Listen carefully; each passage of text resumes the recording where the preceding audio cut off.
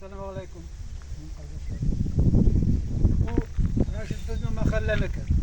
Andi şunu ötekini bekasık bile. Bizneki de bizneki. Bizim mahalleki. Bizneki şuna göre rıksat istemek. Bizim mahalle kişisi olarak benim de meclis nabbarım.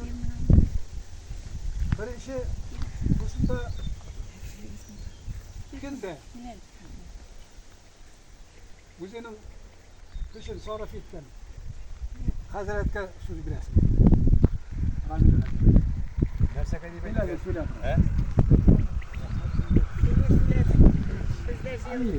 Günde yürüdü, günde. Yanfaylar memleketin özellikle bu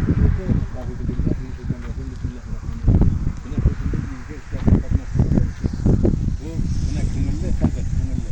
Buna bunda isteyen kişiler bu kişiler. Bu bilen de tekniki bulmagan çaklarda buldu, ut bulmagan çaklarda buldu. Bu yigit çaklar elhamdülillah Rabbil alemin. Allah Teala kuvvet verdi, güç verdi. Hem de bölümlük verdi bizge.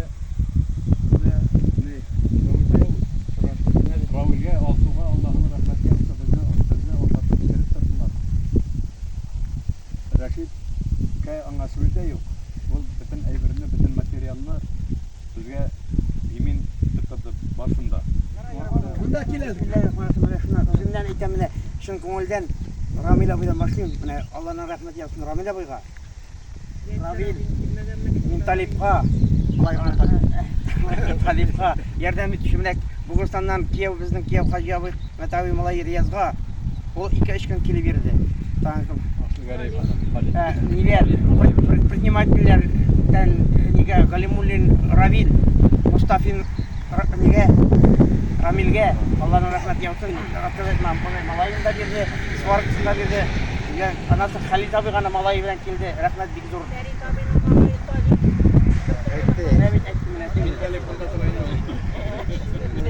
Evet, asıl garip Rina dayı, mene Hamit abi Malay, ama rahmet big zor. Birisi de kaza etmediler, etkenge bir de hoş gelmediler. Allah'ın rahmeti olsun, barışına da. Hey Kamil, kalan Kamil İshakov mene, bu pomagać etti, ne pomagać тоже. Rahmet olsun. Barışına da rahmet. Min tahirde kaldı, min tahirde. Nitep atab terip olmayı.